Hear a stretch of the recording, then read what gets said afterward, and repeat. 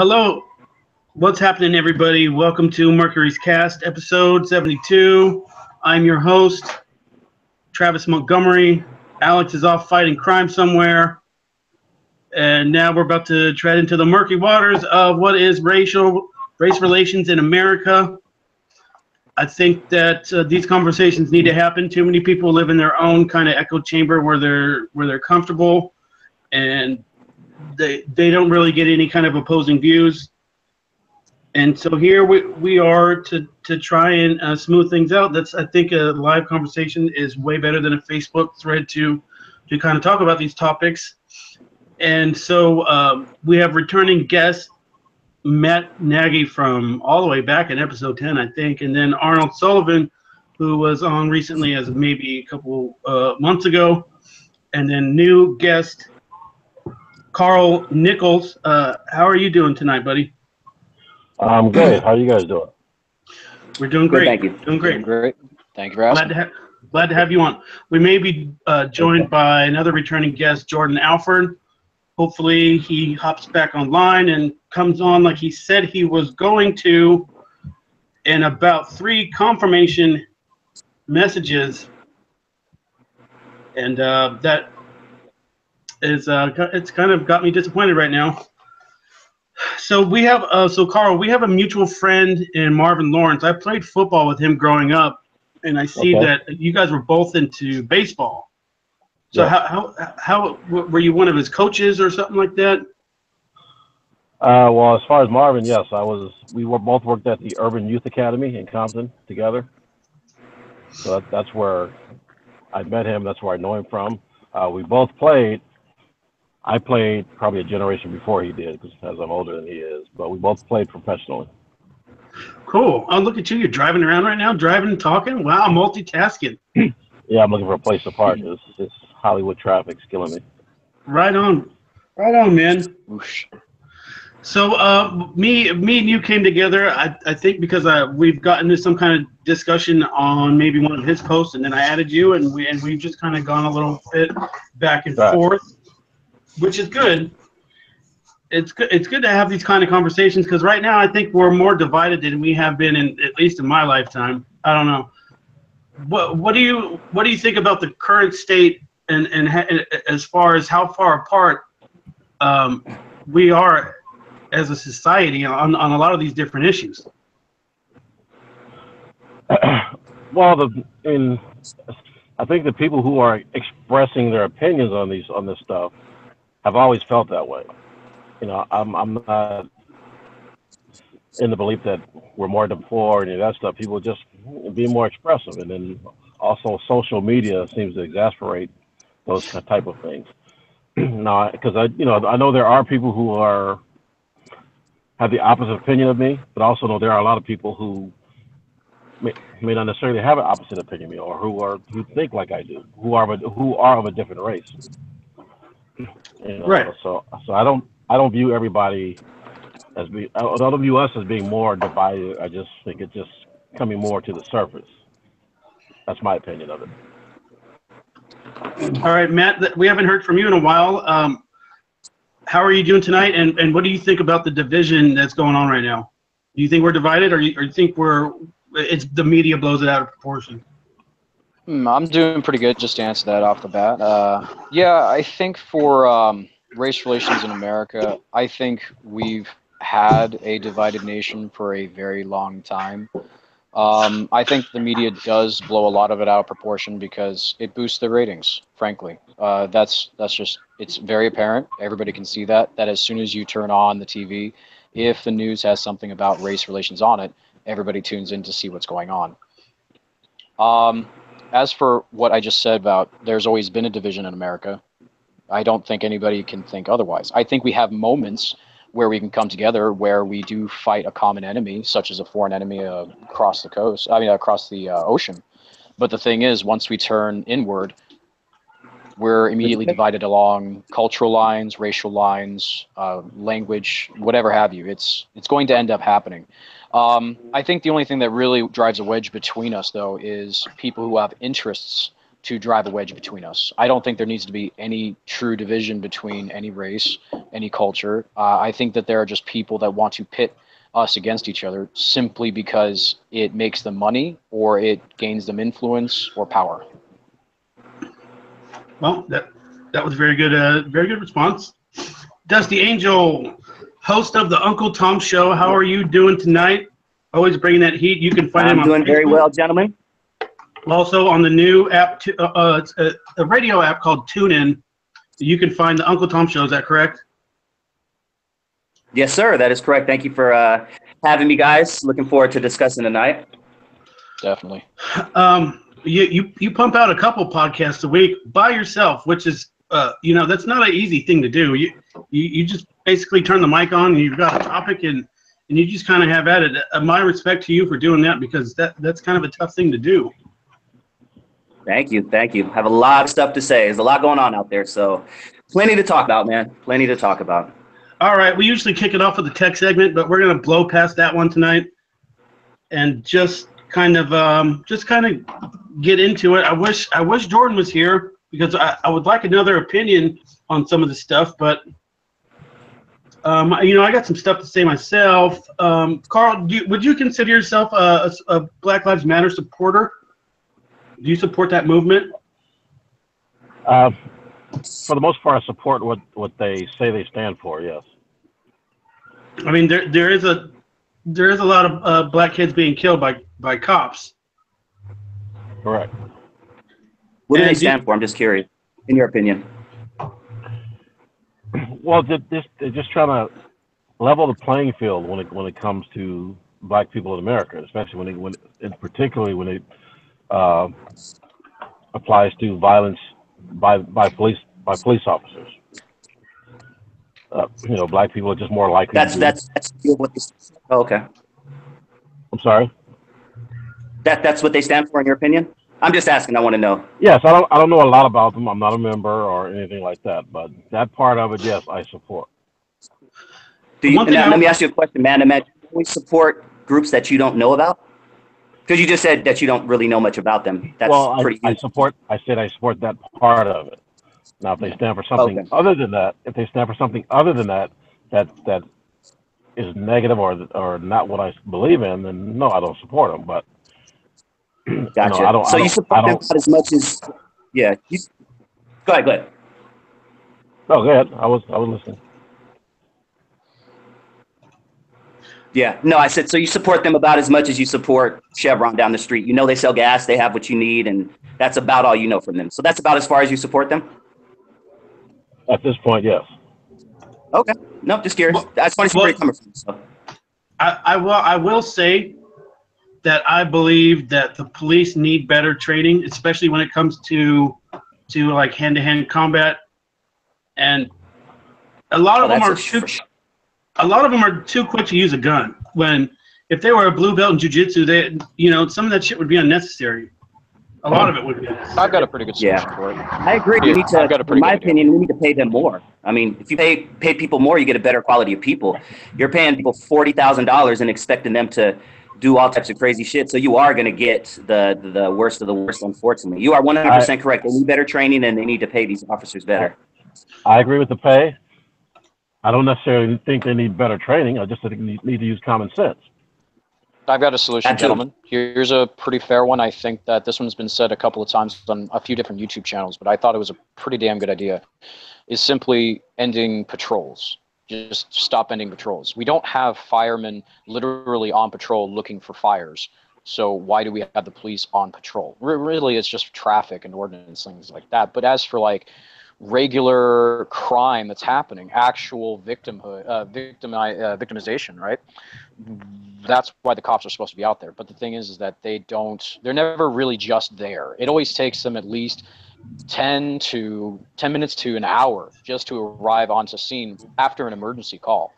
So it doesn't really make much sense for them to patrol around. I think that we need to probably step away from the idea that police are the first line of defense if something happens to you, and more actually give people the responsibility of not only defending themselves with arms if need be, but actually expecting to take care of things on their own.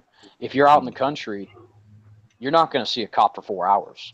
So how do you think they do it? They handle it just as they would. Some people in the hood don't see a cop for 4 hours too. I'm sure either Dusty or Carl can attest to that. Right. Why? Because we black? No, I'm just kidding.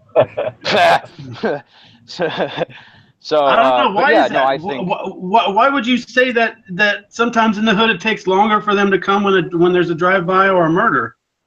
Well, that goes with the territory. That goes with the territory. I mean, there's more crime in those areas. Yeah, no, I agree with Dusty. I lived in San Bernardino, and it took 2.5 hours to get just one patrol car out after my friend had been beat up. So I'm sorry, it's pointless to even assume that the cops will be there to help out. They literally just stand down, and that's the expectation that everybody has as regular citizens go. I tell people this all the time. I say, yes, you need to arm yourself. You need to learn how to properly use a firearm. You need to have a firearm in every single room of your house, just like you have a fire extinguisher, because now shit is going crazy and people are rioting and protesting, and it's going to take the cops a lot longer to get to you. So you need to be the first line of defense. Cops need to be the second line of defense. Yep. And realistically, if we were to look at even the legal precedent, it was not the DC Heller case. I can't remember which Supreme Court case it was, but they flat out said the police have no responsibility to protect you. They've stated that clearly, and you can see that as everything goes on, that if you're in a case where you are being for like women, if they're being raped, or if somebody's in a home invasion situation, they're locked in a bathroom. Wait, what was the word that you used? They don't have a legal right, but they have an obligation to protect you, don't they? No, they don't. No, zero obligation. Ethically, they zero do, right? obligation to act. No. Well, I mean, like as morals go, yeah, they would feel the need to help out. But the thing is, the Supreme Court has already ruled that they have no responsibility to provide protection to regular citizens. But they have an obligation, ethically. No, they don't. Ethically, maybe, but legally, no. Yeah. Yeah, and there you go. That makes a lot of sense. But the case was that it was 3 women who had been raped in Washington, D.C., and they actually had cops who were outside. And they did not go to, like, I don't even know if they knocked on the door or not, but the 3 women tried to sue the police department, and the court ruled that the police could not be sued simply because they did not provide protection. Do you remember the details of the case? I wish it was like, did they DC just versus let the Heller, woman DC versus be something. raped? I mean, I doubt yeah, that. It was hours. It was hours long. It's that was one of the common cases I've actually picked up. I just haven't argued gun control in a long time, and that was one of the cases I've made plenty of times where people didn't know about that, and you really should know about that. Okay, so there goes along with the first. Go for it, man. Yeah, I was just gonna say, all in all, I truly believe 9 out of 10 police officers leave out of their house in the morning with intentions of doing a good, fair job. I truly believe 9 out of 10 people don't. 9% cops don't go out there thinking, "Oh, I'm going to beat a black man today. Oh, I'm going to shoot a black man today." But if you watch the news and the media, that's what they're painting police as, unfortunately, and that's what upsets me. Right, Carl. 9 out of 10. What do you think about that number, Carl? Is it higher or lower? I agree with it, but the problem is, if you're a citizen. Like just like the cops say, when the cops approach a car or they do a stop or whatever, they don't know if that person in the car is a criminal. So they have to approach him as if he is a criminal until they're sure of what he is. Well, the same goes in the reverse. We don't know which cop is the bad cop. So we have to act in a way, so that we don't get on the wrong end of a situation with that bad cop. You're exactly right. And the bad part for me is, all the good cops know who the bad cops are. You don't know them. And if you don't, well, the cops know who they are. The cops do. Yeah, the cops. Can I, Carl? If I may, I understand that analogy where you say the good cops should point out the bad cops. I definitely understand that in any environment. Yep. But let's take the no snitching thing. Let's compare that to the no snitching thing. I understand why people in the hood, why people in the ghetto don't snitch, because they're living right next to the guy who committed the crime. And if they're living right next to the guy who committed the crime, bad stuff's going to happen to them. If they know, oh, the person who snitched on me is in apartment F, then they're going to shoot up apartment F, as probably a lot of these police officers are afraid of as well. If they're pointing out bad cops, then it's something bad's going to happen to them. Right, and it has. That's the culture, and that's the problem. You know, so yeah, that is a pretty bad problem. So even the good cops who want to speak out, they know that they can't because they'll get reprimanded, and that adds to the problem. Yeah. How do we solve that? You got to change. You got to change the police culture. You know, my brother's been was a cop for 30 years in Oakland. Yeah. Oof. Ooh. Wow. 30 years in Oakland.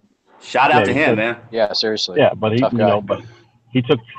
took pride in what he did. You know, but I don't envy what he had to do, because, you know, and I don't know all the details of stuff that he's gone through or any of that stuff, but I just know he was a good cop, wanted to be a good cop, and despised anybody that didn't do their job correctly. Okay. It's really kind of a thankless job that nobody really wants to do, and it's not a job that I want to do. I mean, not in any neighborhood. Yeah. You really have to deal with like the scum of society, and you're constantly being lied to by whoever you come into interaction with. They're not just going to tell you, you know, I did this or I did that. I mean, anytime I got arrested, I kind of did, but it's kind of a thankless job. I mean, but yeah, it is. Yeah. But okay, so I have a quick question. Okay, so when I was doing a lot of research in the past on gun control, I always came across people that said, well, in certain situations that some places are going to have less crime because of guns. And then you look at some places like Japan that have absolutely no guns and there's no crime. Eventually, I had to face the facts that it is the people. So police, like Dusty said, 9 out of 10 leave the house and say they want to do the right thing. I think it's probably even higher than that. I think it's actually a much smaller minority of cops that actually go out there and be like, it might be 4 out of 5, though. It might be 4 out of 5. Depending on what department you're from. Now we're getting heated. It's not 4 out of 5. It might be 4 out of 5. Okay, I will say, if that was the case, I would have got my ass whipped 4 times already. But what I'm trying to say, okay, it's still, they're just trying to do a simple job, which is to stop crime by, what's the word I'm trying to find? There's a certain word for it. It's just prevention. You know, their presence is a deterrent to crime. Okay, that's what they're supposed to be there for, as a deterrent. But the thing is that there are some countries that can't have a deterrence because people are just going to continue to commit crimes. You can't have all of the population around you committing crimes and expect a police force to be able to do any work. Whereas if you're in Japan, the police are literally, they have nothing to do. They have literally nothing to do. They're actually trying to find crimes to commit, people that are committing crimes. But the thing is that they don't have anybody that's doing anything. Even during like major emergencies, major natural disasters, like the tsunami with the Fukushima plant collapse and everything, news agencies had to report, and they said there have been no looting, there's been no rape, there's been no crime. Everybody just very orderly, organized. And it's their culture. Like the Japanese culture is about that. They have one single homogenous culture. Yeah, they have a culture where everybody is kind of looking out for. I just watched a video the other day where, you know, people on the subway, they're sitting like 2 feet away from each other. You could nap there if you want. If you're on an escalator and there's a lane of people that want to walk down the stairs as the escalator is going down, there's people that want to stay there. And they kind of mind their own business. They stay to themselves. And so what's the difference between that kind of culture and the culture that we have in America here? What's the difference? Well, I can't wrap my head around it. The obvious answer is the fact that they have practically a 100% homogenous society that's literally a mono race. They're just Japanese people there. They have very strict immigration policy. Now, I can never say that we could ever have a homogenous race in America. It's literally impossible at this point. Well, it was never intended a monoculture. It was never intended to be like that. That's false. That's false. If you take a look at the first Immigration Act of the United States, it was clearly put down that they were looking to have the only immigrants being free white people of good character. That's literally what the Founding Fathers put down. If you don't believe me, go look it up.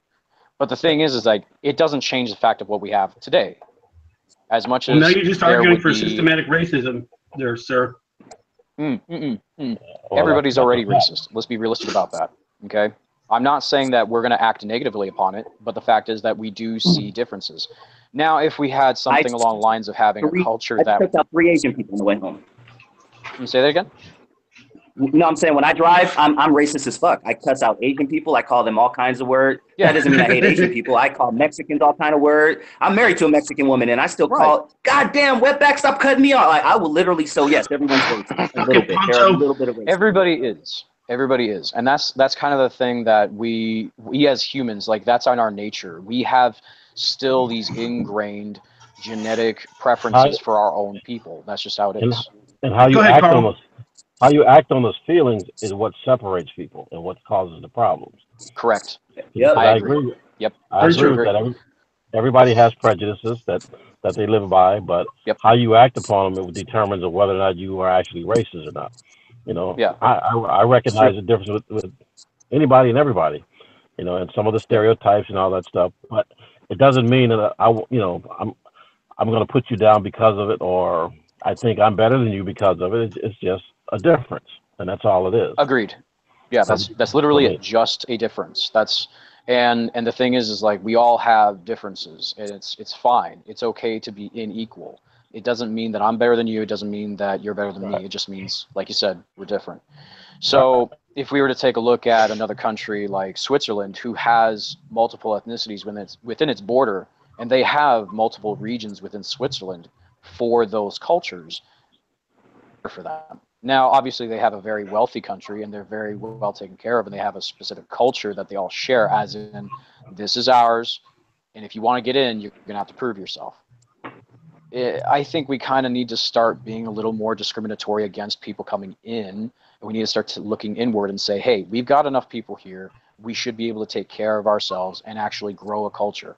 Some of the best decades of America's history is when we restricted immigration, even from Europe.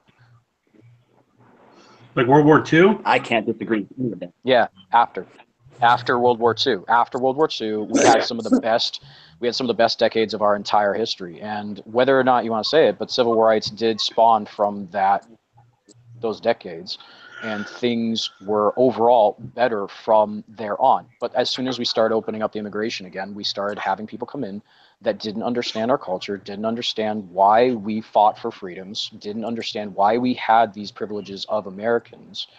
And so they don't understand, they don't care about, and they'll vote for whoever gives them the biggest paycheck. That's it. They don't care. Best phone. Yep, right. So if you wanted to start solving the problems that we have today, I think one of the first steps is allowing people to actually settle in to a culture that we generate ourselves instead of importing a different culture. I think that's what's actually hurting a lot right now. Well, yeah, it's all about multiculturalism, and you know, I don't think the mainstream media is helping.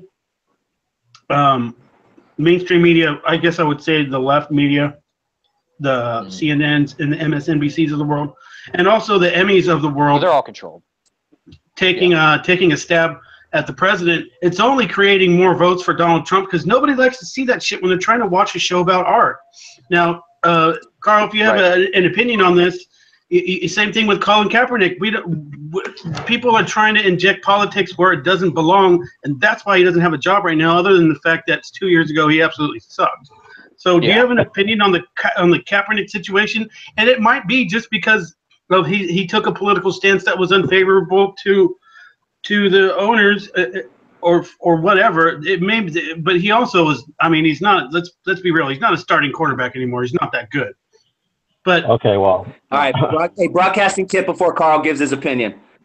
Let him go first, and then you give your opinion, because now Carl's not going to say what he really feels. Why would I do that? Yep. Okay, first of all, this is the garbage about it. He's not good enough. Okay, all the people who actually know football says he's good enough, including Tom Brady. Okay, so I don't know why people keep saying he's not good enough. He is good enough. He's good enough in most of the quarterbacks. I can name 4 players just as good as Tom Brady who said he's not that good enough. Okay, well, whatever. But But the fact is, he is good enough. He played in the NFL. He went to the Super Bowl. If he's good enough, he'd be playing right now. Oh, if he's good enough, he'd be playing. Right, let him speak. If it was Warren Moon, if it were Warren Moon or Randall Cunningham, any other black quarterback that was actually good, he did this, he'd be playing right now. Colin Kaepernick's. Go ahead, let him say his piece, though. Let him say his piece.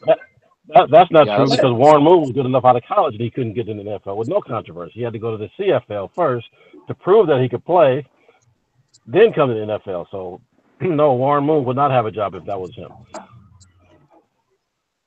The fact that hypothetically, I believe he would. Okay, well, and then the owner's input on this, it's all hypocritical. Okay, when whatever the guy's name is from Philadelphia said, spouts out the N-word, and it goes across the country, and he still has a job, but the owner wants to say he doesn't want Kaepernick because of whatever. He's being a hypocrite. And the Ravens owner can hire a guy who's accused of murder, but won't hire a guy who's his for a flag. It makes no sense. Okay, so the owners are just full of it, in my opinion. They're all just hypocrites because you got a bunch of criminals playing in the NFL, guys who admit to beating their wives. Michael Vick made it back. Michael Vick made it back because Michael Vick is good. Okay. Let's keep it real. You know football. I know football. Colin Kaepernick is a second-rated quarterback at best. We both know football. Let's keep it real. He's no Randall Cunningham. He's no Marshall Faulk. He's no, I never said he was. I just said he was good enough to play in the NFL. When the Jets will go out and hire a guy who was selling used cars last year over somebody who was playing, that's a problem. A guy who doesn't even know how to break a huddle. Okay, so exactly. Does racism exist? Yeah. In some of those cases, there possibly was some racism. But in this case, Colin Kaepernick works for an organization, and Colin Kaepernick did something that affected the organization millions of dollars. And Colin Kaepernick should have been fired. How did it affect it? How did it affect it with millions of dollars? Explain that. You're probably not aware of the millions of dollars that they've lost. Yeah, viewership's down. Due to people protesting Colin Kaepernick, people protesting the Giants. You remember all that? Come on, they lost a lot of money, and upper management, the executives. No, forget that. He's too much of a liability now. Okay, last year they lost money because of the election. It wasn't because of Kaepernick. Yeah, but there's been recent articles right now speaking about how viewership is still down. Okay, yeah, but after the fact. I don't watch San Francisco 49ers at all because of that. And I guarantee there's a lot of people who don't. Well, a lot of people don't watch them. I don't even pay attention to a lot of people don't watch them because a lot of people don't watch them because they're terrible. Just like they don't watch the Browns. That's true. Some of these other teams. But you love football. If you love football, you're going to watch football. If they're on a Monday night, I'm not watching them. San Francisco Giants, if they have a Monday night football game, I am not watching them. And I guarantee there are a bunch of other people out there who are doing the same. 49ers. 49ers, sorry. Is that what I said? No. Yeah, sorry. Is that what I said? My bad.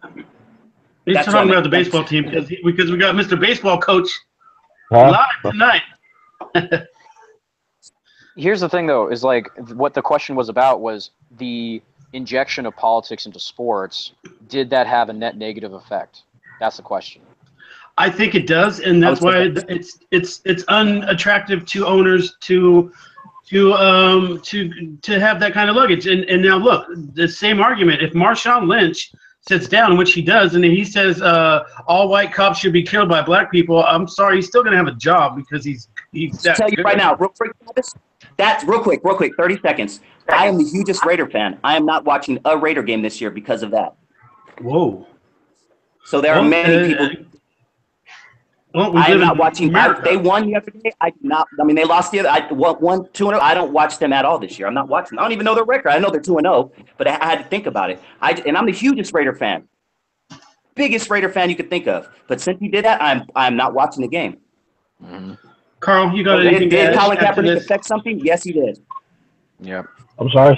You got anything to add to this before we move on to something else, possibly? I mean, it's just amazing to me that everybody wants to focus on him kneeling, but nobody wants to address why he's kneeling. That's really the issue. I mean, so why he's kneeling? Let's say why is he kneeling? Because Because cops are getting killed by black people are getting killed by cops. Is that what he was kneeling for? In your understanding? Disproportionately, yes. Okay. Yeah. Well, let me tell you something, Carl. Are you aware that last year only 4% of black people were unarmed black people were killed by white cops? Literally 4%. Literally. Okay. Why is he focusing on that? It's 4%. If it was 94%, oh man, I'm all day. I'm sitting with you, Colin, kneeling with you, Colin. It's 4%. I don't care. Okay, it's not how many are being killed. It's why and how they are being killed, and it's disproportionately high among unarmed. Yes, unarmed. 4%. It doesn't get any worse than that. They're unarmed. So yeah, 4%. That's it. Okay. That's still too. It's still one is too many. One would be too many. Yeah. One rape would be too many. Come on, guys. Yeah. And it's gonna happen. We know that it's still going to happen. So really the root of the problem is not necessarily just a possible disproportionality of black people being shot by cops, which if you wanted to talk about disproportionalities, we could always point to how many times cops get shot at by black people. And that would also be a disproportionate amount compared to the population. Don't bring that up. You'd be a racist. You'd be a racist if you brought that up, Matthew. Right. Okay. And that's not good. But here's the thing. What we're really trying to get to, and I'm going to play fair on this one. I will play fair on this one. I don't want to do any kind of dirty arguing right now. If you want to be fair, if there's a real concern about black people being shot by cops, innocent black people being shot by cops, then you need to look to justice. So if there is a problem with the justice going on, I can understand why people are upset. Like, look at the St. Louis riots right now. They've gone on for, is it happening tonight again? That would be 4 nights in a row now. But the thing is like, we do need to have a respect for the truth. So if you do not have a respect for the truth of the matter and there's only interests being played out, then there's never going to be justice. That's what I'm trying to say. So if Colin Kaepernick was about the truth and he was actually going to say things about the truth, then we would be able to have a conversation. Instead, it's very apparent to both sides that he is only out for interests. Truth stands on its own. Interests have to be argued for. So, let me address something real quick. Go ahead. Brother. You said something about cops being shot at disproportionately by black people. Okay. Yes. There was a big argument about cops were under attack under Obama, right? While he was president. The Dallas? The Dallas were under attack? Huh? Yeah, still today. What happened in Dallas? No, they were saying that dude was targeting cops.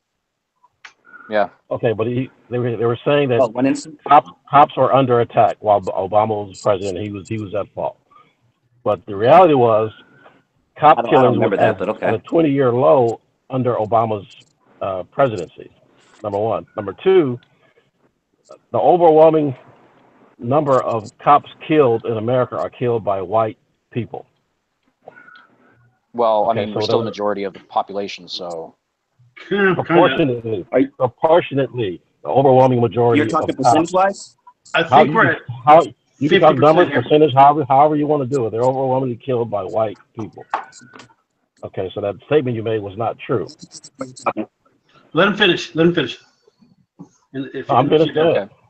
Okay. Who wants to go? No, go for it. Here, this is what I'm going to say about it, okay? White people are still the majority of the nation. Okay, we may not be for a very long time, but we still are the majority of the nation. I think it's at like around 50% though, because and I hate to cut you off, because of the main cities and the flyover states which got the president elected. We try not to use the T word on this show unless we're going to dedicate a show to him.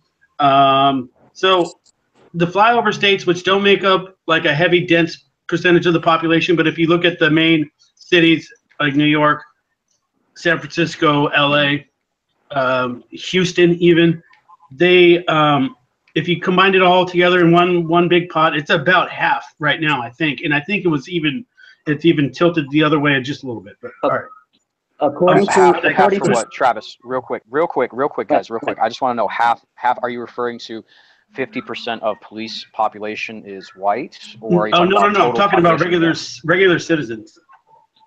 So you're saying 50% of the population is white? Yes, and it may not even be that high anymore. Well, I mean, we don't know how many illegal aliens are in here, but the last census put us at about 60%. I always think those are off. There's probably way more. If you've ever been to LA or, I mean, there's some statistics, but all right, go. But Carl's point is 100%. 71% of police are killed by a good old fashioned white man. Yeah. Okay. I don't know how we got to that, but 71% of we got to it because he's talking about speaking the truth, but then at the same breath, he's putting out false information, and that's how this stuff gets the way it is. Gotcha. Okay.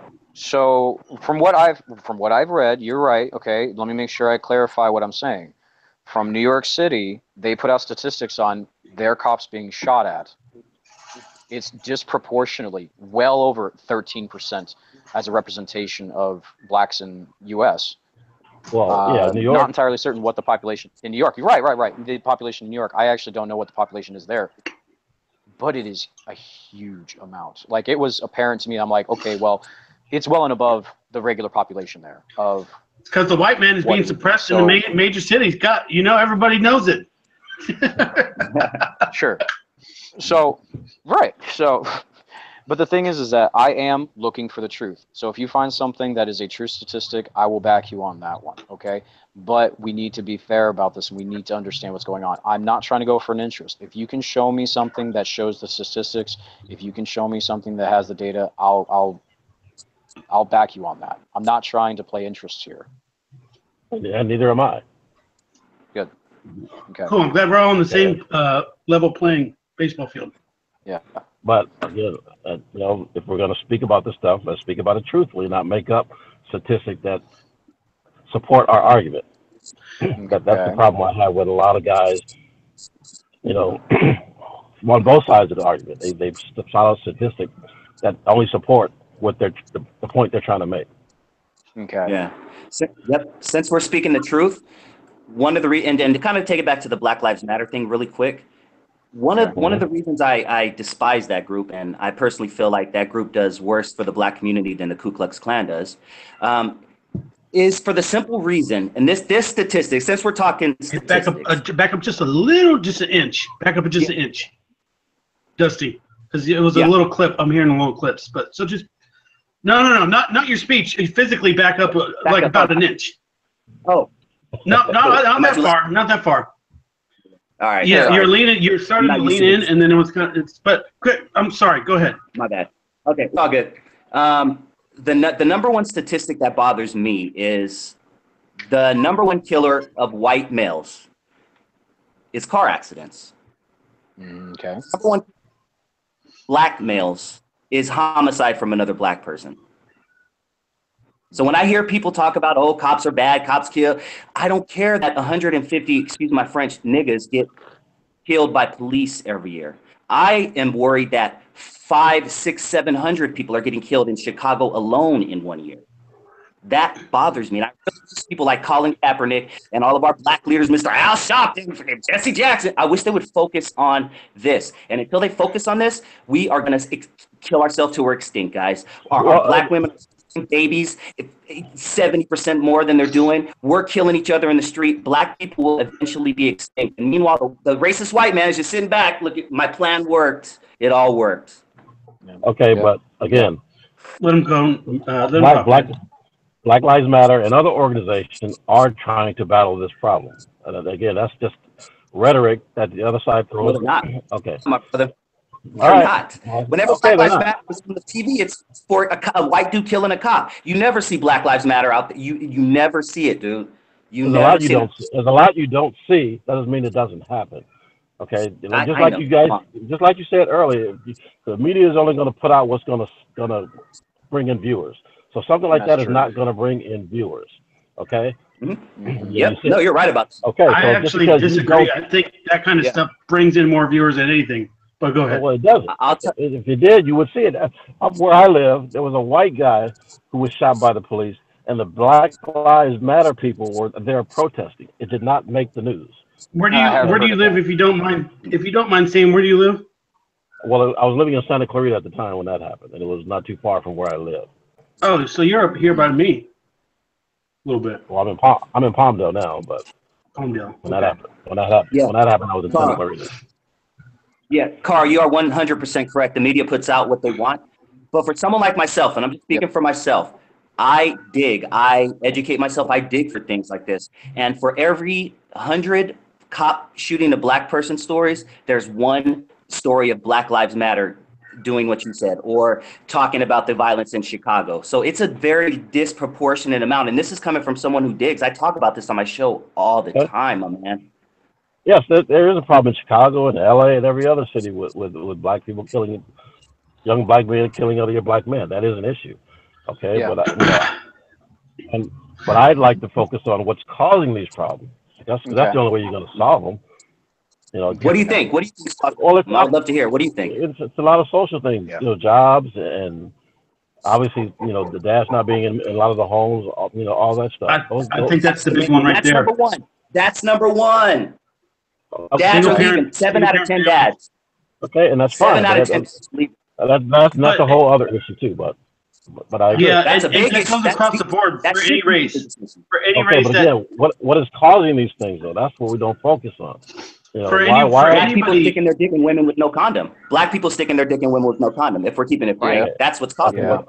And white people don't. Let's take accountability. Black people always want to point the finger. Let's take accountability. It's niggas sticking their dick in women and women saying, "Go ahead, put it in." I know you have 5 different baby daddies already. So black men are only people having sex in the world. That's what you're trying to tell everybody right now.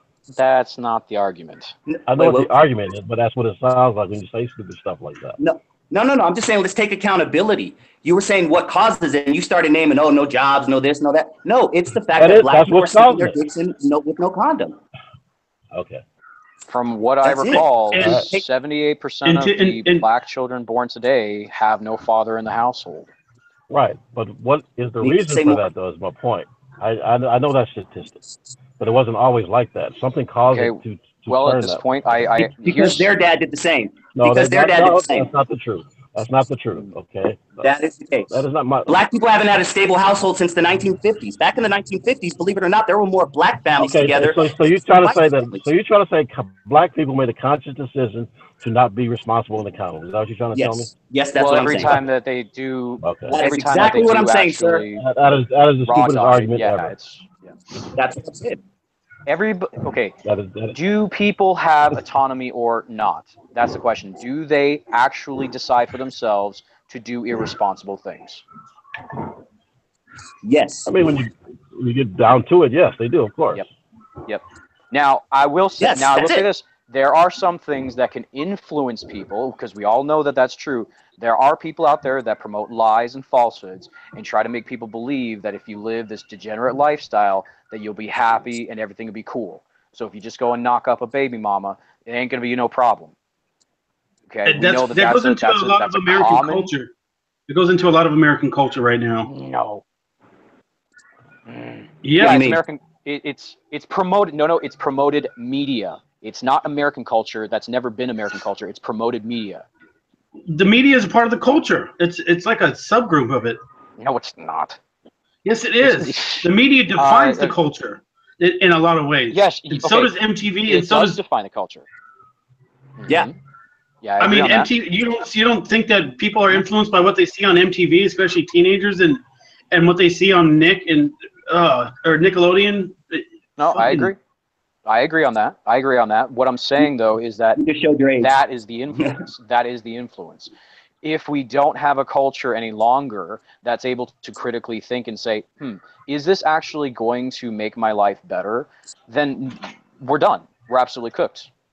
And that's what I think is a lot of the problem with 70-some-odd% of black children born today without fathers in the homes. That sucks. But that goes across the board.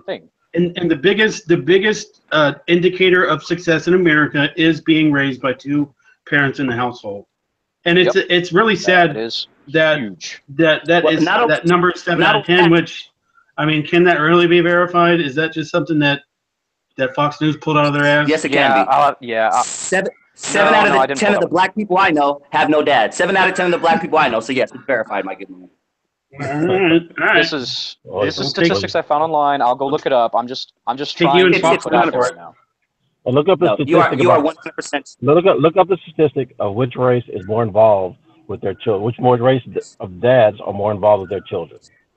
Just go Google that has that. a lot Where to would do I with the find crime. Where would I find Just that? Google Sir? it. Just Google it. That is the Like reason. specifically involvement, father involvement with child. That would be the term I would look up. Sure. While you're No. looking that up, almost every person in jail right now for a high class crime, whatever you call it, a felony, had no dad. There are so many factors that go back to no dad being in the house. Period. That's why number one Nobody's contributor arguing that. to the death of a black man is homicide. Nobody's arguing that. Okay, here's one question I have then. Okay, here's one thing I do have to say. Okay, if we don't recognize that welfare today in America promotes the degeneracy for women to just be whores and to just be thoughts, to just go out and get knocked up, then we're not going to be able to continue the conversation. We have to at least be able to say women yes, across the welfare board. is Women across the board. yes, Including whites, Mexicans, but, everybody else. But welfare has an effect on lower class women where they know that it can help them attain more benefits and to actually get a better lot in life. Okay? They don't have to care about men. They don't have to care about men. Let's be real. Women don't have to care about men. Now here's the question. Do you guys believe that was intentionally put in place? The welfare system? Yes. Okay. To do that? Yeah. You know who put it in place, right? Lyndon B. Johnson, who has said, and I quote, "I'll have these niggers voting Democrat for the next 200 years." Right. Yep. Okay. So my point is, it's all these things you guys are saying. Are like, oh, okay. That was offensive, sir. All these things you guys are saying are true. I'm quoting the president. I'm and quoting the president. Yeah. But my point is, the cause of these things, and you just named one of the causes. You know, and you talked about all the people in jail. All the black people are in jail because Tyrone gets 200 years for crack cocaine. Well, Bob or Billy gets probation for powder cocaine. For powder cocaine. I'm sorry. Yeah. That is intentional. Okay. Look up the war on drugs by Let him finish. Look up the war on drugs by Richard Nixon. Okay, it was intentionally put him black. Let him finish. He admitted to it. Okay. These are the issues that are causing these problems in the community, the black community. Okay. So again, I don't disagree with any of the statistics, all the stuff you're throwing out because it's true, and I argue against black people over these same things. But there is a cause to all this. Okay, black people just aren't inherently violent, bad, fuck without condoms any more than the other group of people. If I may, Carl, yes, that is one of the reasons.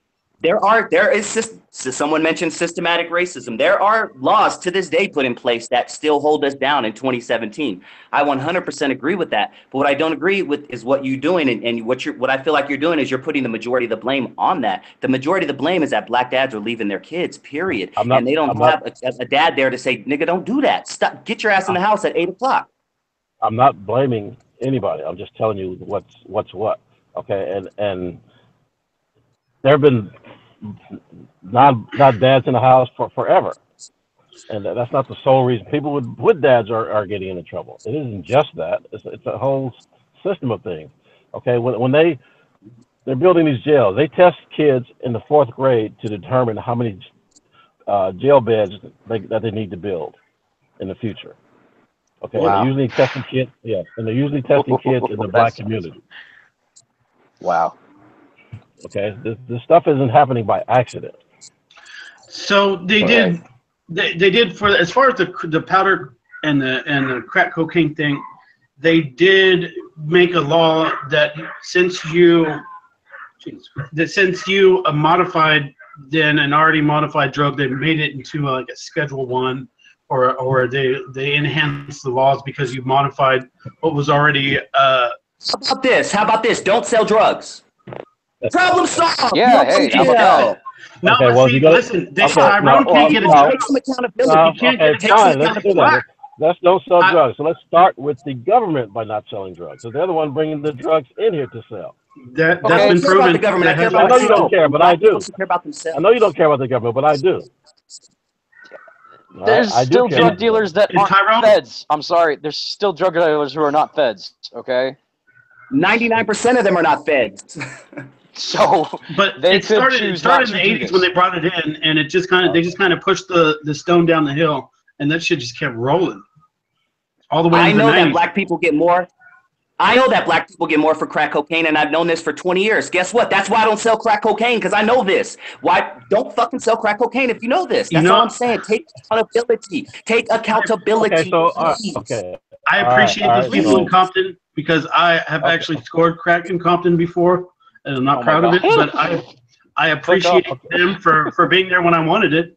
How about that? Oh my God. So, all right. So the crack epidemic. They're putting all the crack users and the crack dealers in jail. Okay. Now there's a meth epidemic. Instead of putting all the meth heads in jail, now they're saying, well, they need help. We got to do something for them. We got to have empathy. I haven't heard that. I've heard meth heads go to jail. Like that's pretty much what I've heard on my side. Yeah. Where are you getting that from? I have heard it, and I've seen it. There's a prop. There's a couple props where you get in California. You can get released on drug program.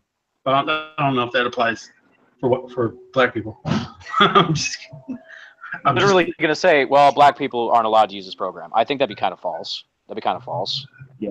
There are no laws in place that specifically say black people can't do certain stuff. Right. Okay. Depends on the judge, really. It really depends on the judge. I guess I'm living on a different planet then. Well, a different planet. Where are you at? I'm on Earth. Where are you? Yeah. Because I'm on Earth. Where are you? I'm in another dimension, I guess. The reality is America. It's 2017, baby. We're in America. United States.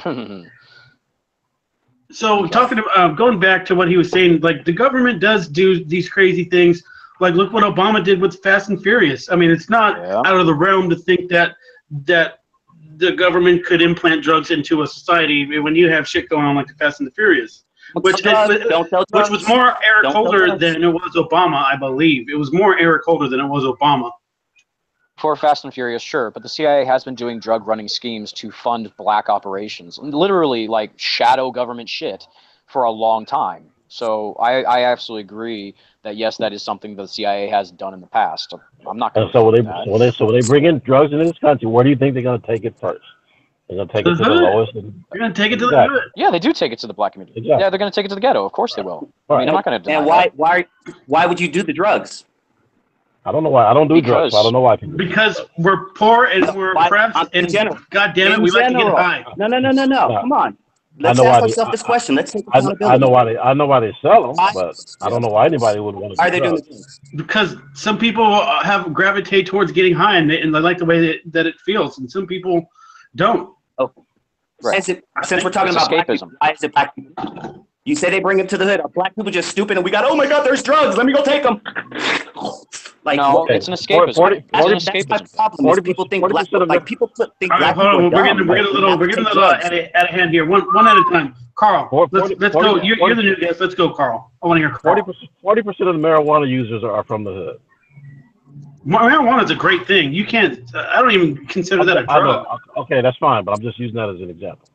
That's like a life enhancement. So who are the other 60? I'm smoking marijuana. I don't know what. The majority of the meth users are from the suburbs.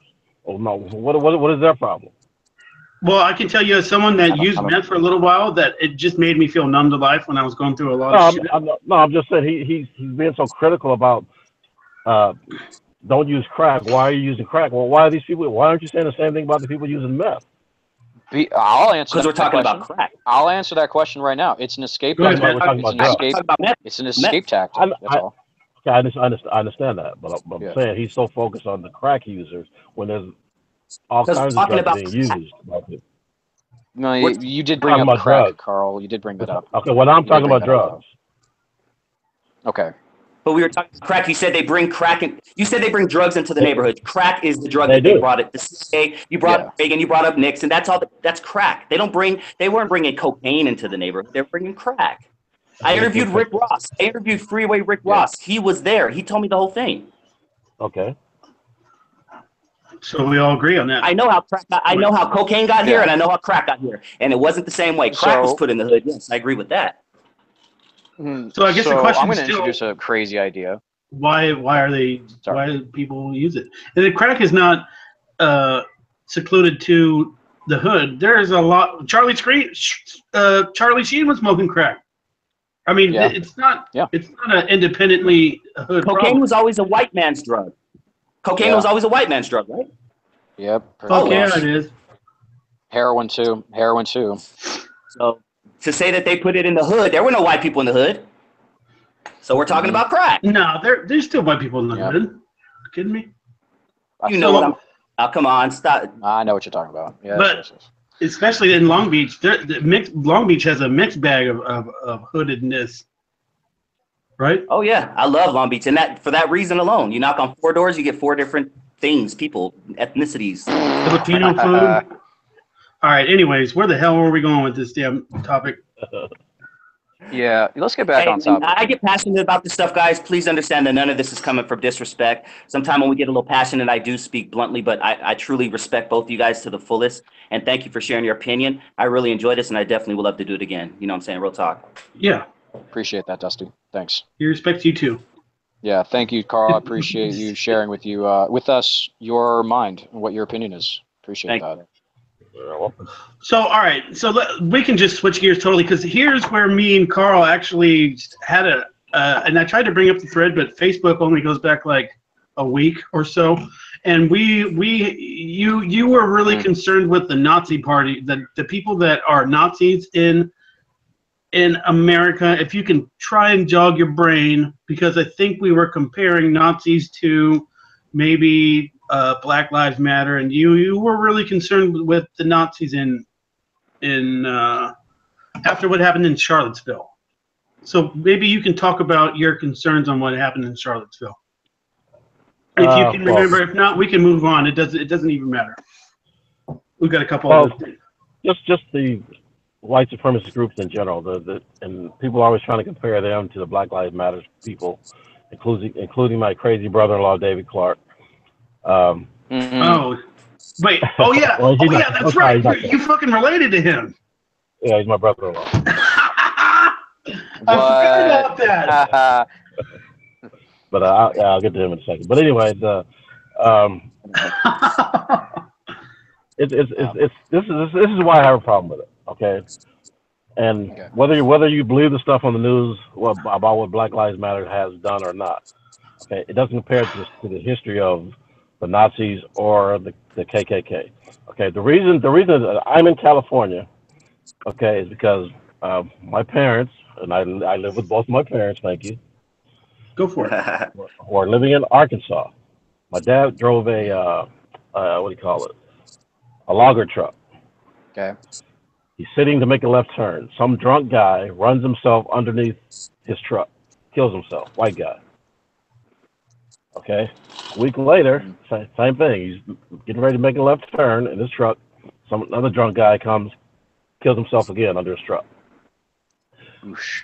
The white people in the community got pissed and were going to lynch him. He had to leave in the middle of the night, leave his family, and come to California to keep from being killed. This happened before I was born, but I'm the youngest of 10. Okay, so me and my brother next to me, we were born in California. Everybody else was born in Arkansas. Okay, same dad. You are unicorn. Same mom and dad, yes. Wow. But real quick, okay. I absolutely totally believe that story. I'm not even going to say that that's wrong. I think that you're actually probably totally right about that, and it's wrong that happens. But the thing is, like, they would probably have never said that to a white trucker, right? Absolutely wouldn't have. So my point. Okay. Go ahead. I'm sorry. Go ahead. I'm sorry. I was going to say. Let him finish his point. Yeah. What I was just going to say real quick. Let him finish. He was going on a point. Let him finish. Okay. Carl, go ahead. Okay, I'm sorry. Okay. So the whole point of this is that's not a unique situation. That is the history of white supremacist group in this country. Mm-hmm. Violence and killing people and all. Okay. Are we losing him? I think he froze. I think we lost him. That's so for people that don't know, Sheriff David Clark is from Milwaukee. He's always on the Fox News channel. We lost you for a little bit, Carl. So I was trying to give a little filler. David Clark is that that black sheriff dude that you always see sometimes with the cowboy hat on, and he's always saying some shit that the black community doesn't necessarily agree with. But go ahead. Right. I'm sorry, I lost you for a second. Can you repeat that? Yeah, we lost you too. Yeah, we lost you. Do you remember do you remember what you were saying in the middle of that thought? Oh, I was just saying that there's no comparison between the Black Lives Matter and the white supremacist group and their history. That's all I was saying. Whether you like Black Lives Matter or not, it's not fair to compare those groups. That's all I'm saying. I'm only comparing them for their sole purpose, which is holding one race higher than the other. No one is superior than anyone. And to say Black Lives Matter, that automatically puts black people above everyone else. And if we had a White Lives Matter, forget about it. Let's keep it real. If there's a White Lives Matter, you would be upset. Dude, no, for that sole purpose alone. No, that's not what it means. That is not what it means. That is not what it means. You don't even know about it. I bet you I know more about it. You admitted earlier you don't even know about them. I know way more about Black Lives Matter. I know about George Soros. But the name of the group doesn't necessarily have to. The name of the group doesn't necessarily have to tie into what the group stands for, although it is misleading. Yes, it does. It has everything to do with it. I thought from the beginning they should have chosen a different name. I thought they should have chosen a different name. There would be a problem because if there were White Lives Matter, there would be a problem. That's why the name has everything to do with it. Because if it were White Lives Matter, there would be a problem. There is a White Lives Matter. There's Blue Lives Matter. There's I call White Lives Matter. So there's an Antifa group called Black Bloc, and they don't have black or block anything to do with them. They wear green masks. I've never heard about them. But the thing is that people choose names that don't actually represent. The name is not the proof in the pudding. But the thing is, normally the name is chosen as a bit of a ambassador of the whole entire idea. Black Lives Matter is the first thing that people hear before they even delve into the beliefs of what that group has. That's the point. So it's kind of, I think it's kind of brilliant on the part of whoever created it. Either it was Sean King, that fucking asshole. I don't like him at all. But I think it is because he just runs it. It creates an emotional response. It was a smart move because it creates an emotional response in the people, and that's why we're talking about it now. So the name was clever, but it doesn't necessarily say that they don't matter. It just tries to highlight the fact of these kids being killed by cops, pretty much. And but if there were White Lives Matter, when we have White Lives Matter, would it be an issue? Let's say White Lives Matter. But White Lives, that would be a Nazi group. Is there an issue? Yeah. No. Come on now. Stop. Please. Travis, come on. Look at me, dog. Look at me. If it were, I see your pretty eyes right there. If it were White Lives Matter, would there be an issue? Yes or no? Yes. Please tell me the honest truth. There would be an issue. Because if we're not going to be honest, dude, come on. Don't say there's going to be a Nazi group. Don't say yes or no. Would there be an issue? Just the name alone. For who? The media? See, I can't get an honest answer. I mean, for me, I don't know what you're asking. Travis, I'm asking you. I'm sorry. I thought you. Yeah, your pretty eyes. I'm looking at you. I like you too, man. Would there be an issue if there were White Lives Matter? Yes or no? No. Yes. No, you liar. Okay. All right. I'm not even going to go anywhere. I'm not going to say anything. Then. All right. I don't know. Okay. Would it be an issue for me, or would it be an issue for the media? For me, it would be no. For the media, it would be yes. Guys. If we're gonna fairy tale it, continue. I'll just jump in every once in a while. All right.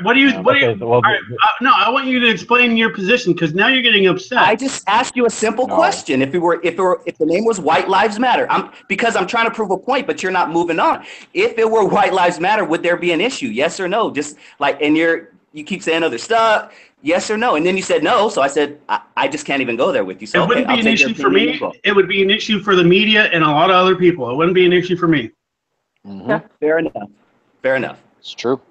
Continue. And Blue Lives Matter. I mean, that's a serious problem for Black Lives Matter, right? Yep.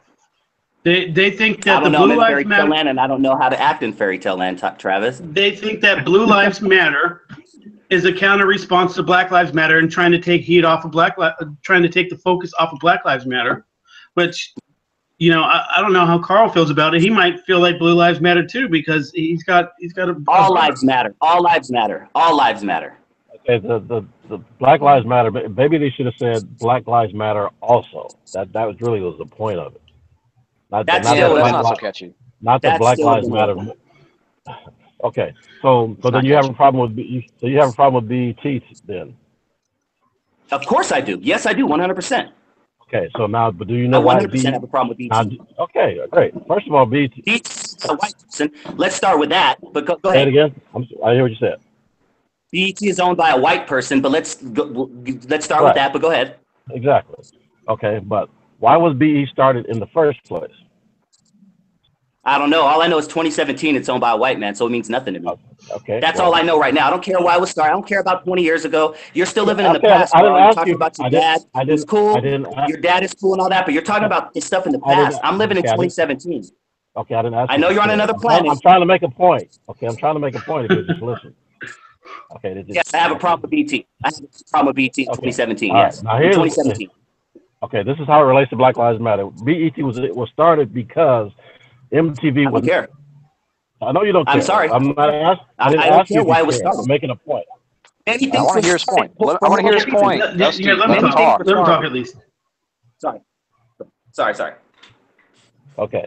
BET was started because MTV would not play black musicians' videos or black artists' videos. Yet they both own the same company. The same person has owned them. So, okay, go ahead. That's what you believe. Okay. Go ahead. Because that's not true. I'm pretty sure Coolio and Dr. Sorry, go ahead. What's the truth? Tell us the truth. Because I was watching MTV. I was watching MTV a lot at that age when BET first came out, and there was Coolio, Snoop, Dr. Dre, LL Cool J. I mean, it was pretty diverse, and you had your alternative. You had your alternative, and hip hop was basically run by Eminem and all the other black people. It's like half and half. So I don't get that. I don't know. I don't know why they did it, but you said Eminem. Eminem on MTV. Oh yeah. So, yeah. Okay. Back in the day, are you kidding me? How old are you, man? Well, you know. I'm 29. Okay. No, he said me. Okay, MTV started in 1979. Yeah, that's a while back. When did BET start? Can someone? 89, 88, 89? Like 82 or something. And they were both owned by the same person? They were both owned by the same person? BET Yo MTV Raps was already out. No, it wasn't. MTV Raps BET came was, out. Was that 80s or was that 90s? I feel like that was 90s. It was the 80s. Keep talking, guys. I'll look it up. Yeah. Okay. BET was started by Bob Johnson. Okay. Matter of fact, there's a video of David Bowie questioning, I forget his name, one of the VJs on MTV on why they would not play black artists' video. Okay. And it's a David Bowie. You can Google it. It's a David Bowie interview. He asked him point blank, "Why don't you play black artists' videos?" Okay. And so it's the same principle why Black Lives Matters were started, because they don't feel like black people were getting justice, and they're saying Black Lives Matter as much as anybody else's lives matter. Now, whether you don't like them or agree with them, that's one thing, but that's why it was started. Hey, I have a quick question. I have a question because I kind of want to put a new idea out into the conversation. Okay, so we have MTV saying that they were not showing enough black, or any for that matter, from what you're saying, because I don't know the history of it. I'll just take you on your word that this was the reason I just happen to remember a lot of Snoop Dogg, Coolio, Dr. Dre, that was later on. Okay. Right. So Run DMC was played on MTV back in 1984. Okay. Right. Maybe they're just trying to compete with BET. No, it was after they took heat from not playing.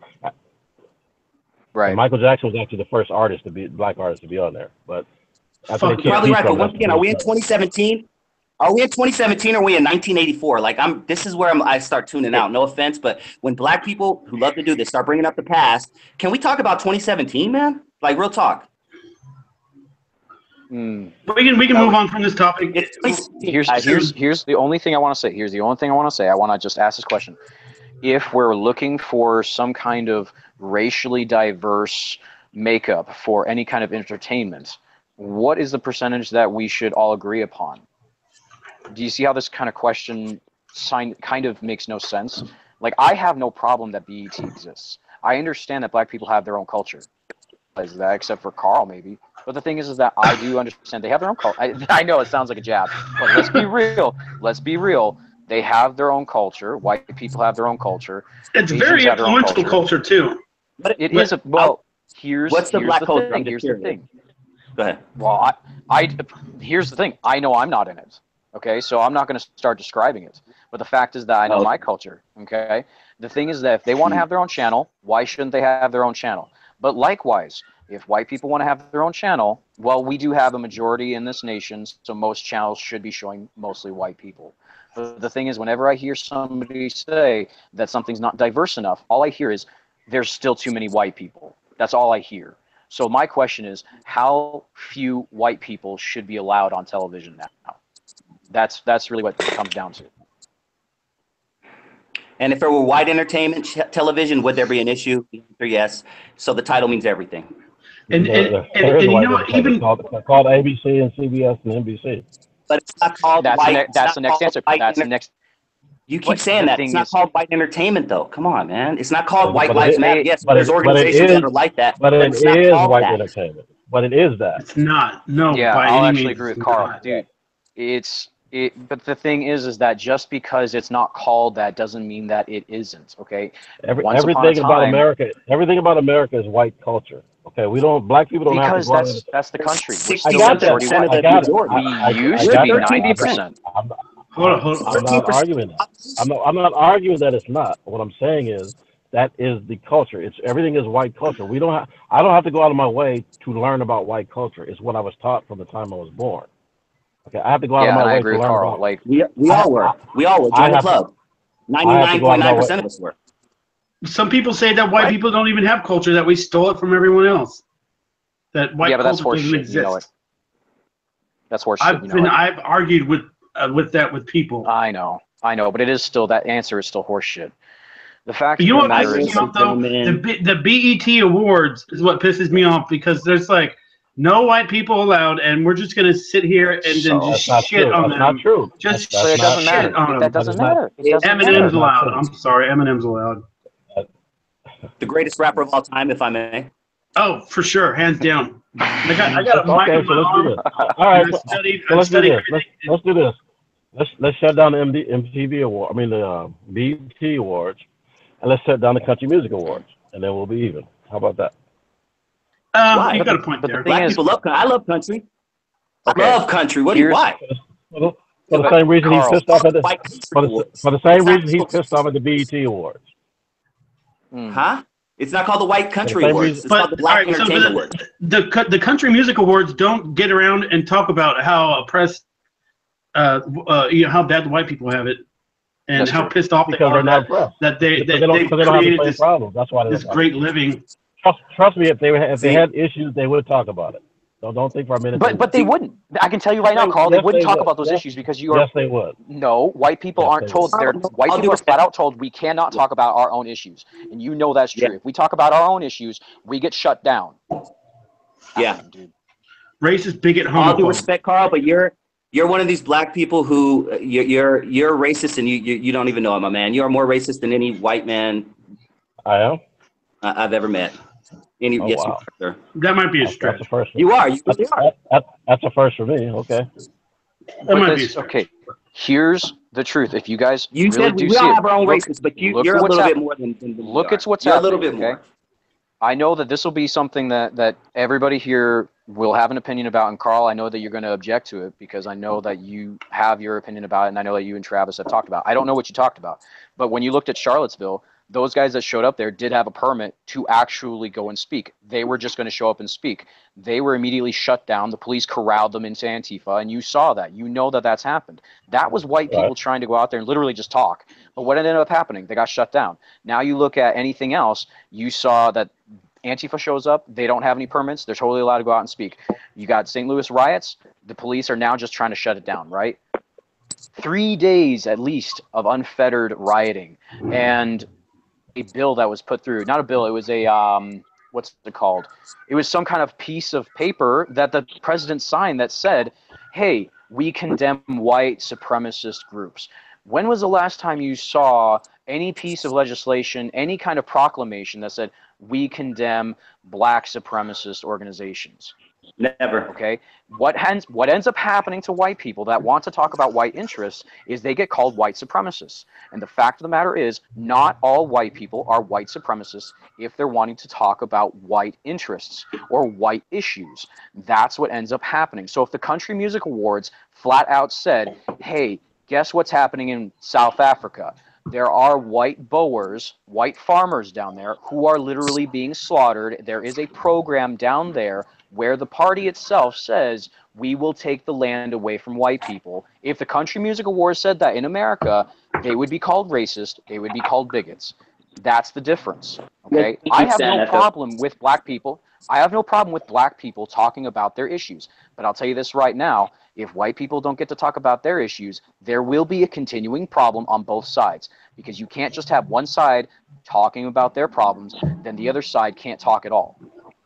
That's what's been happening. Okay? It's not equal. I'm saying that right now. Which is why Martin Luther King marched. Which is why he got hit in the head with rocks. Which is why black people got bit by German shepherds. It's not equal. Black people don't want equality. Black people don't want equality. They want favoritism. We can't have favoritism. It's 2017. Either assimilate or hit the road. I mean, real talk. What you're asking for, Dusty, what you're asking for is you're asking for them to assimilate into the culture. But the thing is, they do have their own culture. For better or worse, they do have their own culture. You're asking them to strip away things about their culture that makes them them. There is a common culture within America, and it used to be called. What is the black culture? I'm black. I'm black, and I'll tell you, what is our culture? You're an outlier, Dusty. You're an outlier, and you know that. You're an outlier. You are not just another black guy. You're not an average black guy. You already know that. I grew up in the hood. I grew up in the ghetto. There were shootings every single night in my neighborhood. I grew up right next to the killer. You decided that's a bad thing. Because I talk this way, I went to school, I decided that I wasn't going to go that route. People assume that I'm not from the hood. I lived in Compton on Castlegate, probably not too far from where you played baseball, Mr. Carl. So, dude, you guys can't say that I didn't grow up in the hood. Black people, there is no culture in the black hood. And this is black guy telling you this. Who said that? Africa, I have no more culture to Africa than my great grandmother did. It's a done deal. We're in America. We've been here for 400 years. Let's act like Americans. Assimilate. Right. But when you're saying act like Americans, even Carl will agree with this. When you say act like Americans, you're saying act like a white guy. That's what you're asking for. No, I'm not. Yes, that is what it is. 100%. That is. No, I'm just telling you, America is a mixture of everything. America is a mixture of everything. I'm not saying you have to like apple pie and go to baseball games every Saturday night. That's not what I'm saying. You got to like Metallica. The attitudes are inherently European. Back up a little bit, They're Matt. inherently white. Back up a little bit, Matt. What? Just a tiny bit. Off your mic. I live in LA. Off your mic. What's inherently white? I live in the second largest city in America. I live in the second largest city. So what is inherently white in my town? I walk outside, 8 out of 10 of the people I see are Latinos. One black and maybe one you're white. in Los Angeles. But and do you know what happened in 1965? But it's the second. That's my point. It's the second largest city in America. That's my only point. But the demographics of America were changed in 1965. What's that?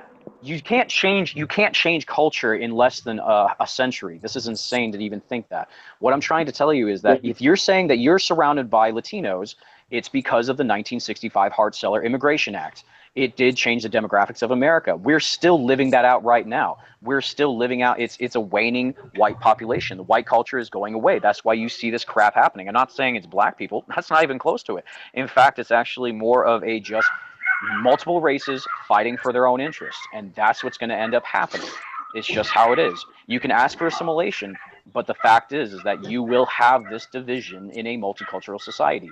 I'm not going to tell you a lie. I'm not going to tell you some falsehood because you can see it for yourself. I like you. No comment. Yeah. And Zola's going crazy right now. She can hear me. So yeah, but here's the thing. Here's the thing. You will have averages. You will have averages of every single people. A large group will have averages. We already know that Asians are mostly short. You already know Asians are mostly short. You know that Swedes are tall. I'm actually live right now. Travis is getting into a wrestling match. Hang tight, real quick. Okay. I want to hear what you're saying. Yeah. Okay. So what I'm trying to say is that we can assume there are averages for every group upon their continent, right? Asians are shorter on average. They do have a higher IQ than most people. Whatever, it doesn't matter. You can see all these different statistics. But, Dusty, you will have outliers of every group that fall into different areas. There will be overlap of races, okay? There will be overlaps for a bunch of different reasons.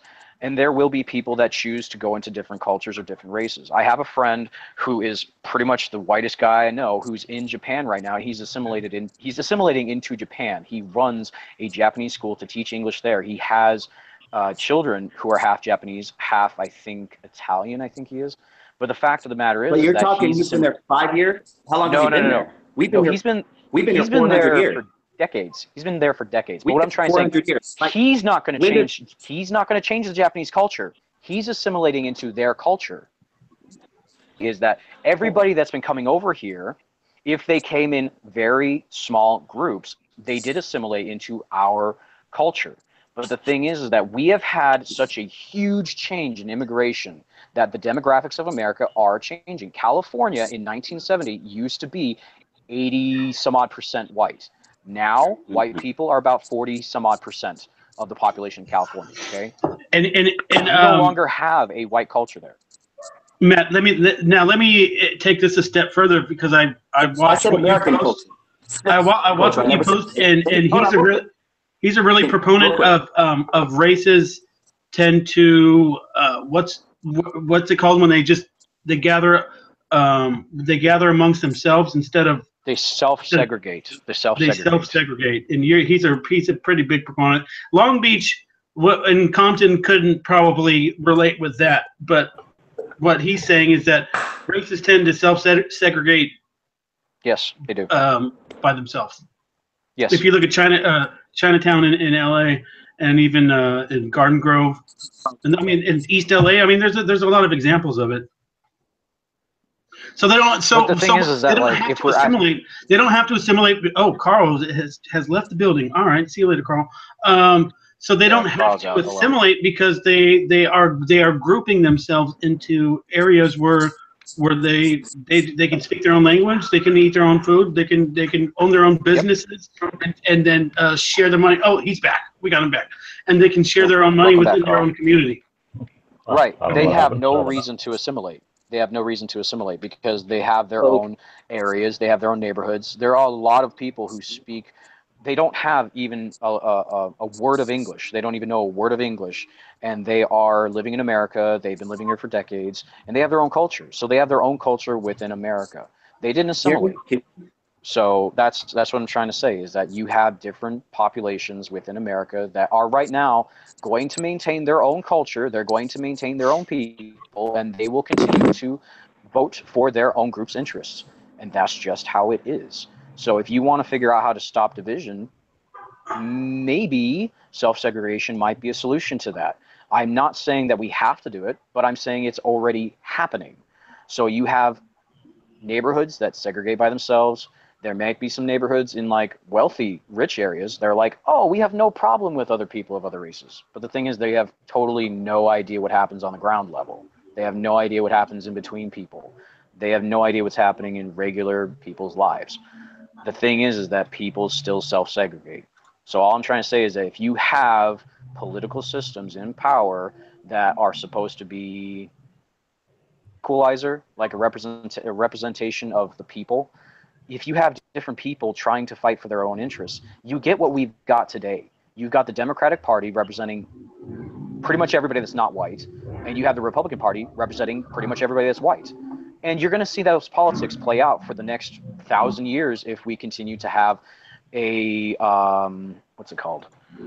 A plutonomy. It's just multiple different groups that maintain some kind of culture within the society. So we're gonna have white people that are gonna start playing in-group identity politics. You're gonna have black people continue to play identity politics, and you're gonna have Hispanics playing identity politics. That's just how it's going to end up being. And until you flat out say, hey, guess what? You get to take care of your own thing. That's cool. Go take care of your own thing. You're going to continue to have division like this. It's just how it is. It's definitely a controversial topic. It's nothing that is going to be solved on this episode. But right around now, right around an hour and a half is when we like to kind of wind things down a little bit. Carl, I appreciate you a lot hanging in there with us. Matt, I appreciate you. It's been sporadic, but it was good to have you on again. Yeah.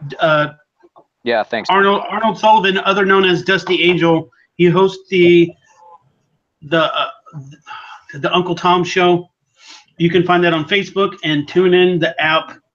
I felt like this was kind of a cordial conversation. It got a little, we didn't always agree, and that's fine. We don't always have to agree on stuff. We can just have these discussions that I feel like lead to more unity than it does to diversity, divisiveness, I guess would be the word. Yeah.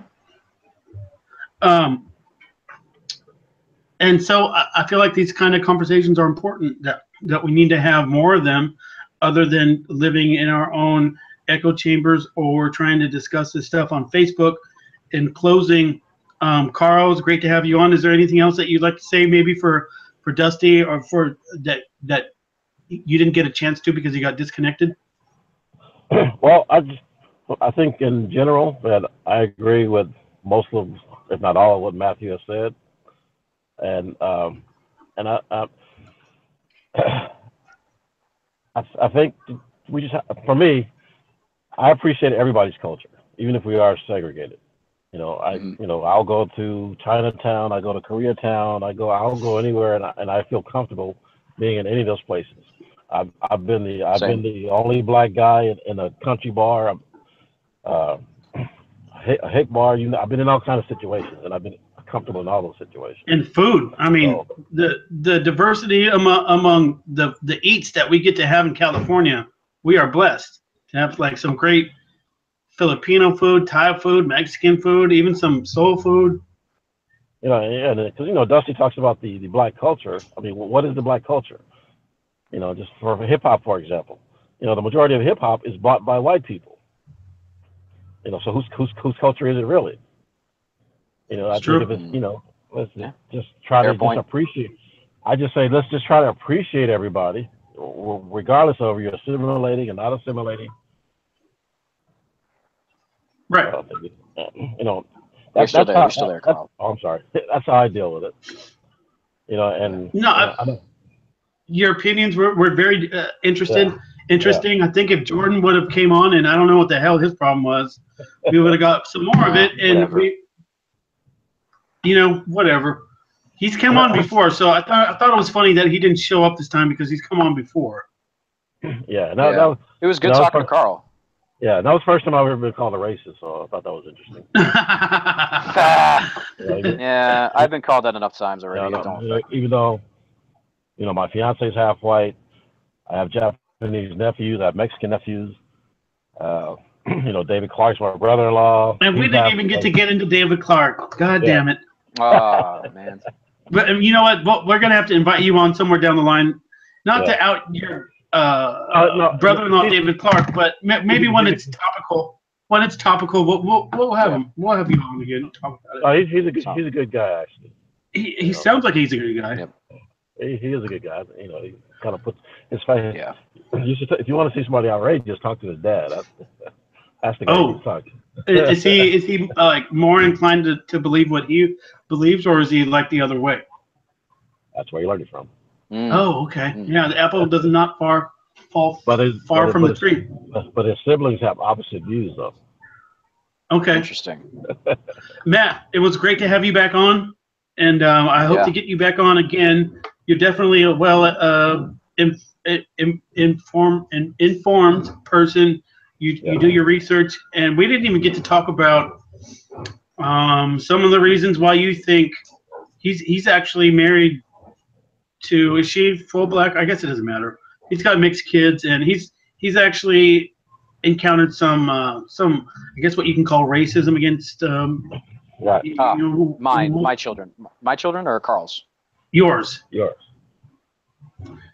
Yeah, I have experienced it. So yeah, I can talk about that in the future. I guess. Yeah, we'll talk about it real quick. We're at an hour and a half, which is kind of real quick the limit.